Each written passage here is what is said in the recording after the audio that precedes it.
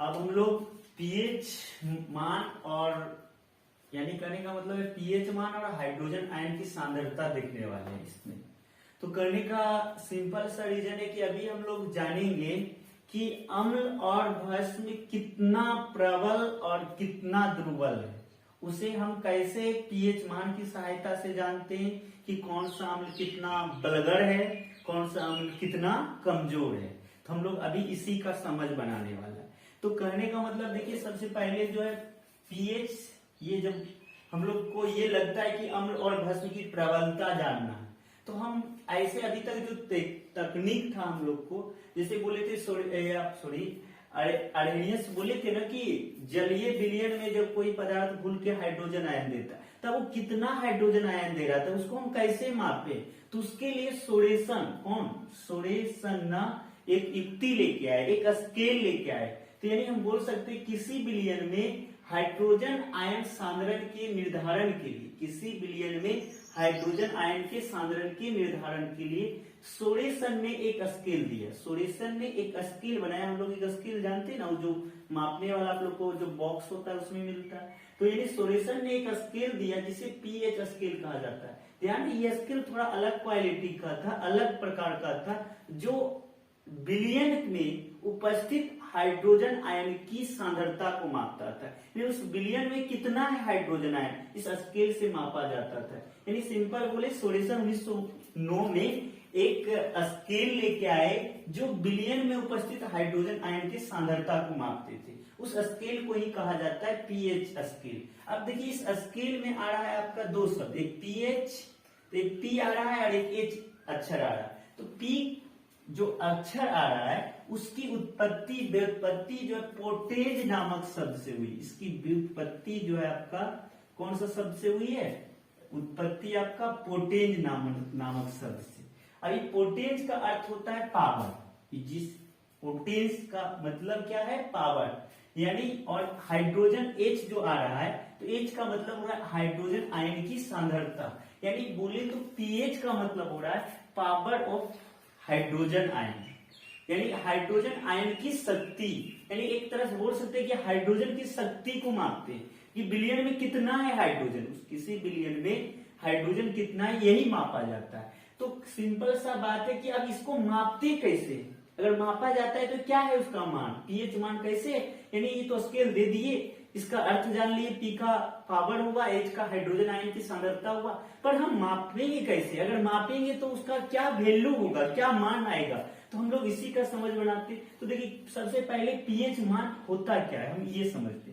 तो किसी विलयन का पीएच मान, किसी विलयन का पीएच मान, कौन सा मान, पीएच मान, उसमें उपस्थित हाइड्रोजन आयन की सांद्रता, विलयन में उपस्थित हाइड्रोजन आयन की सांद्रता के लघुगणक यानी लोगरिथम का ऋणात्मक मान होता है। आप लोग अगले क्लास में जाइएगा तो लघुगणक को समझिएगा, क्योंकि पहले तो 9th में ही सिलेबस में था, लेकिन अब ये लघुगणक लोगरिथम जो चैप्टर है आपका मैथ का जो है 11 में है, तो इसलिए इसको आप लोग थोड़ा कम समझिएगा।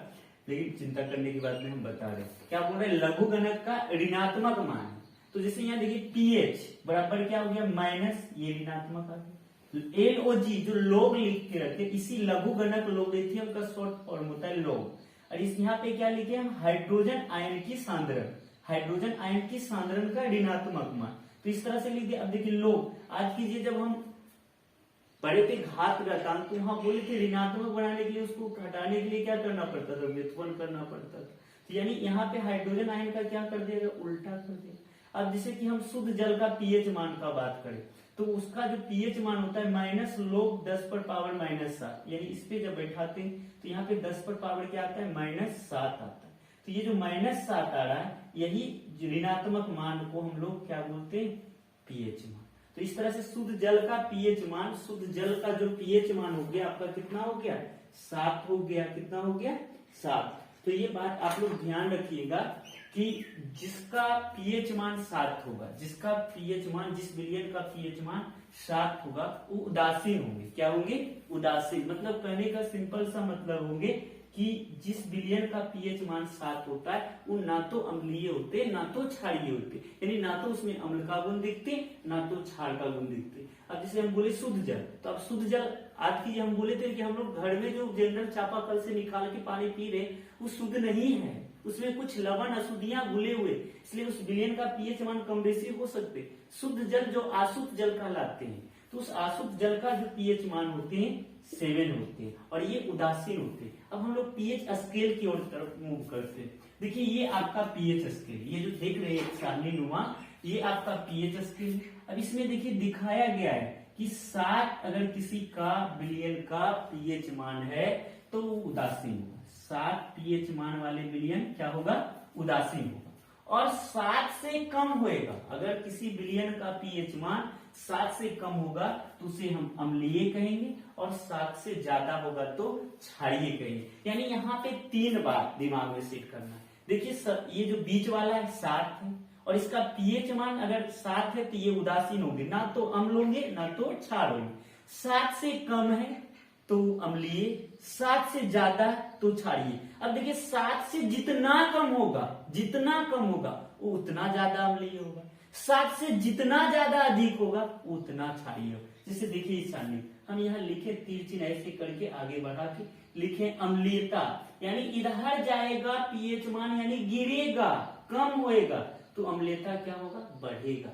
लेकिन इधर क्या है, जैसे जैसे पीएच मान बढ़ेगा क्षारीयता भी बढ़ेगा, यानी अम्लता के साथ उल्टा होता है। जैसे किसी विलयन का पीएच मान 1 है, जैसे हम लोग का जो है अमाशय रस होता है, हाइड्रोक्लोरिक अम्ल, पाचक रस, उसका पीएच मान 1 होता है। तो देखिए इसका पीएच मान जब 1 होता है तो ये क्या है? प्रबल अम्ल है, क्योंकि ये सबसे कम पीएच मान, जिसका पीएच मान जितना कम उतना प्रबल अम्ल में। और क्षार में बात करें तो जिसका पीएच मान जितना ज्यादा उतना प्रबल क्षार होगा। ठीक है, तो यानी हाइड्रोक्लोरिक अम्ल बोले थे ना कि एक प्रबल अम्ल है, तो यहाँ पे देखिए इसका पीएच मान 1 है। तो एक चीज और ध्यान रखने वाली बात है कि पीएच मान का हमारे दैनिक जीवन में बहुत सारा उपयोग है। जैसे हम लोग का अभी पेट का ही बात कर लेते हैं, अमाशय रस का पीएच मान 1 होता है, अगर 1 से थोड़ा सा भी कम जाए यानी अम्लता बढ़ जाए, पीएच मान कम जाए मतलब अम्लता बढ़ जाए, तो हम लोग के पेट में देखते हैं क्या हो जाते हैं? एसिडिटी, यानी गैस बनने लगते हैं। तो उस कंडीशन में हम लोग एंटासिड का प्रयोग करते हैं, यानी कहने का मतलब जो अशुद्धि का प्रयोग करते हैं वो क्या होता है? मूल रूप से क्षारीय होता है। अब जरा सोचिए कि हमारा पेट में अम्ल बढ़ गया है, तो हम क्षार को डालेंगे तो क्या होगा? अम्ल और क्षार रिएक्शन करेगा और उदासीन बन जाएंगे, यानी लवण और जल बन जाएंगे, तो जिससे हमारे पेट की क्या होती है? अम्लता। तो आप लोग इनो का नाम सुने होंगे। इनो क्या है? एक क्षारीय पदार्थ। जब हमारे पेट की अम्लता बढ़ जाती है, तीनों को लेते हैं तो क्या हो जाता है? उस एसिडिटी को कम कर देते, खत्म कर देते। इसी तरह हमारा मुंह है, तो मुंह में जो लार है उसका पीएच मान 5.5 के आसपास होनी चाहिए, उसकी पीएच मान 5.5 के आसपास होनी चाहिए। जैसे हम लोग रात में खाना खाए और उस शकरा का जो है कुछ छोटे छोटे जीवाणु होते हैं, शकरा को पाचन करके अम्ल में बदल देते हैं और उसका पीएच मान कम हो जाता है, यानी मुंह की अम्लता बढ़ जाती है। जिससे देखेंगे जो लोग सुबह सुबह ब्रश नहीं करते, दांत साफ सफाई नहीं करते, तो उसका मुंह से बांस भी आने लगता। वो बांस किसके वजह से आता है? अम्ल की वजह से, वो अम्लता बढ़ने की वजह से। फिर हम लोग देखते हैं नीम का दातुन हो गया, या वो जो टूथपेस्ट कोलगेट वगैरह होता है, तो उसका जब यूज करते थे, ये टूथपेस्ट जो होते हैं मूल रूप से क्षारीय होते हैं। नीम का दातुन देखते कड़वा लगा, तो जब फिर मुंह में अम्लीय बढ़ गया था और आप क्षार को लगाए तो फिर क्या हो जाएगा? उदासीन हो जाएगा, यानी अम्लता नष्ट हो जाएगा। इसी तरह हम लोग का खेत होता है ना, जमीन जहाँ पे फसल उगाते हैं, तो उसका भी पीएच मान 7 के आसपास होना चाहिए, यानी मिट्टी उदासीन होएगी तभी पौधा अच्छा विकास करेगा, अच्छा फसल होएगा। लेकिन कभी कभी क्या होता है, आज हम लोग जो उर्वरक का ज्यादा यूज कर रहे, खेत में ज्यादा खाद डाल रहे, जिसकी वजह से यानी रासायनिक खाद का ज्यादा उपयोग करने की वजह से कहीं ना कहीं हमारे खेत की अम्लता बढ़ जाती है, यानी पीएच मान कम जाता है। अब वैसे कंडीशन में आप फसल बोएंगे तो, लेकिन फसल काटते समय अच्छा फसल नहीं होगा। तो इसलिए हमें समय समय पे फसल की जांच भी करनी, थोड़ी मिट्टी की जांच भी करवानी चाहिए कि उसकी पीएच मान कहीं कम तो नहीं गया। अगर पीएच मान कम जाता है यानी अम्लता बढ़ जाता है, तो उस कंडीशन में उस खेत की अम्लता को दूर करने के लिए हम क्या करते हैं? चूना, बुझा हुआ चूना होता है, उसका जो है घोल बना के खेत में छिड़काव करते। अब बताइए चूना का पीएच मान देखिए कितना? 11। ये क्षार और उधर जो है बन गया था क्या अम्ल। तो ये जब जैसे खेत में छिड़काव करेंगे तो अम्ल क्षार मिलेंगे, फिर उदासीन कर देंगे, यानी विलयन का पीएच मान 7 के आसपास ले आएंगे। अब हम लोग इस तरह से देखें तो पीएच मान का बहुत बड़ा रोल है हम लोग का दैनिक जीवन में, और भी बहुत सारे उदाहरण है जिसको आप लोग बुक में देख भी सकते हैं। आपका अगर भारतीय वन का बुक है तो उसमें बड़ा सा एक चार्ट बना के दिखाया हुआ है। अब देखिए कुछ पीएच मान का सारणी हम आप लोग को दिखा रहे हैं, पीएच मान को आप लोग का दिमाग में सेट करवा रहे हैं, क्योंकि 1 मार्क्स कम से कम 1 मार्क्स तो आपका एग्जाम में पीएच मान से पूछने वाला है। जैसे पूछ देंगे नींबू रस का पीएच मान कितना होता है। अब आज की नींबू रस में कौन सा अम्ल मिल रहे थे, लैक्टिक अम्ल, यानी लैक्टिक अम्ल का पीएच मान 2.5 होते। तो इसी तरह हमारे पेट की जो अमाशय रस है हाइड्रोक्लोरिक अम्ल, उसका पीएच मान 1, और नींबू रस का पीएच मान 2.5, सिरका जिसमें एस्टिक अम्ल मिल रहे थे उसका पीएच मान 3, टमाटर रस देखिए टमाटर जूस, तो ये टमाटो जूस जो होता है उसका पीएच मान 4.1 होते। पसीना हम लोग के स्वेट्स जो बनते हैं उसका पीएच मान 4.5 होते हैं। फिर एसिड रेन अम्ल वर्षा जो होते हैं उसका पीएच मान 5.6 होते हैं। हम लोग का जो यूरिन पेशाब होता है उसका पीएच मान 6 होते हैं। और हम लोग का दूध जो पीते हैं पौष्टिक के लिए रोज शाम में 1 गिलास लेते हैं ना आप लोग, उसका पीएच मान होता है 6.5, और आंसू का पीएच मान 7.3। अब जरा देखिए 7.3 क्या है, अम्लीय है आंसू या क्षारीय। कभी तो आप लोग बच्चा में एक आध झप्पड़ खाए होंगे पापा मम्मी से, तो जरूर आंसू गया होगा आंख में, आंख से कहाँ गया होगा, मुंह में। तो बताइए उसका स्वाद खट्टा लगा था या कड़वा लगा था, कड़वा लगा था, नमकीन टाइप का थोड़ा सा। तो मतलब आंसू का पीएच मान 7.3 है, मतलब वो क्षार होते हैं ना। इसी तरह खून, कभी कभी किसी का उंगली कट जाता है तो देखिए मुंह में डाल लेगा, उंगली कटा या कुछ कटा कहीं से खून पर चाट लेते तो खून को भी क्या खट्टा लगता है, नहीं ना लगता है, मतलब खून का भी पीएच मान 7.4 होता है, यानी ये भी क्षारीय है। फिर इसी तरह हम लोग का पीत रस, आज की जो लीवर पीत बना रहा था ना जो, तो उसका पीत रस का पीएच मान 7.5 से 8.8 होते हैं। आज की जो आप लोग मुर्गा काटते तो उसका पित्ताशय काट के फेंक देते हैं ना, क्यों फेंकते, क्योंकि ये तो कड़वा होगा, पीत कैसा होगा, क्षारीय तो कड़वा होगा। अब कड़वा होगा तो पूरा मीट में दीजिएगा, मीटे खराब हो जाएगा, मीटे जो है कड़वा हो जाएगा, इसलिए पित्ताशय को काट के फेंक देते कि पीत उसमें रह जाएगा ही।